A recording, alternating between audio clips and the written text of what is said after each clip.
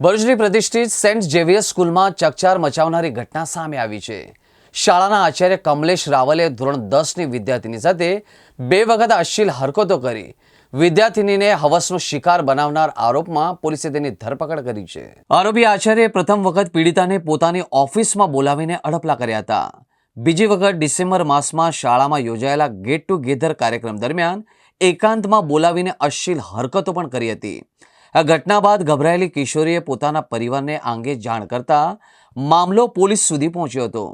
Bharuch B division police સ્ટેશનમાં દુષ્કર્મ અને પોસ્કો એક્ટ હેઠળ ગુનો નોંધાયા બાદ એન્ટી હ્યુમન ટ્રાફિકિંગ યુનિટના ઇન્ચાર્જ પીઆઈ કોમલ વ્યાસ અને બી ડિવિઝનના પીઆઈ વણઝારાના નેતૃત્વમાં એક વિશેષ ટીમ બનાવવામાં આવી હતી।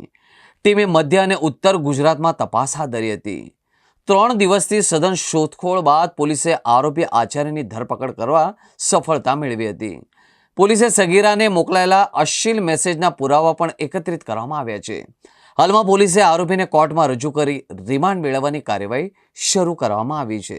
ભરૂચ શહેર ખાતે આવેલી સેન્ટ ઝેવિયર સ્કૂલમાં અભ્યાસ કરતી 16 વર્ષની છાત્રા કે જે 10મા ધોરણમાં અભ્યાસ કરતી હતી, એ વિદ્યાર્થીની ઉપર એ સ્કૂલમાં વાઇસ પ્રિન્સિપાલ તરીકે ફરજ બજાવતા ફાધર કમલેશ રાવલનાએ દુષ્કૃત્ય કરેલું છે એ મતલબની ફરિયાદ ભરૂચ શહેર બી ડિવિઝન પોલીસ સ્ટેશને મળતા ભરૂચ બી ડિવિઝન ખાતે ગુનાની ગંભીરતા સમજીને પોક્સો એક્ટ તથા બીએનએસની વિવિધ કલમો હેઠળ ગુનો રજીસ્ટર કરવામાં આવેલો। ગુનાની તાત્કાલિક તપાસ હાથ ધરતા તપાસ દરમિયાન જણાઈ આવેલું કે આ છાત્રા જ્યારે એના ક્લાસરૂમમાં બેઠેલી હોય તે વખતે આ આરોપી કમલેશ રાવળ કે જે વાઇસ પ્રિન્સિપાલ છે સેન્ટ ઝેવિયર સ્કૂલમાં, એને અવારનવાર બોલાવતો અને એની ઓફિસમાં બોલાવીને એકાંતના લાભમાં એને બળજબરીપૂર્વક એને ધમકી આપીને કે જો તું કોઈને કહીશ તો તને સ્કૂલમાંથી નપાસ કરવામાં આવશે, તને બદનામ કરવામાં આવશે, એમ કહીને એની સાથે દુષ્કૃત્ય કરતો એ મતલબની ફરિયાદ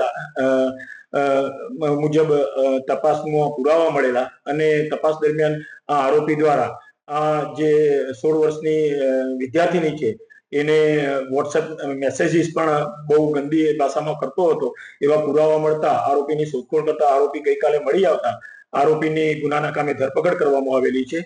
આ આરોપીએ બીજી કોઈ વિદ્યાર્થીનીઓ સાથે પણ આવું કોઈ દુષ્કૃત્ય કરેલું છે કે કેમ એ બાબતે વધારે ઊંડાણપૂર્વક પૂછપરછ કરવા માટે આજે આરોપીને નામદાર કોર્ટમાં રજૂ કરીને એના રિમાન્ડ મેળવવા માટેની તજવીજ હાથ ધરવામાં આવેલી છે।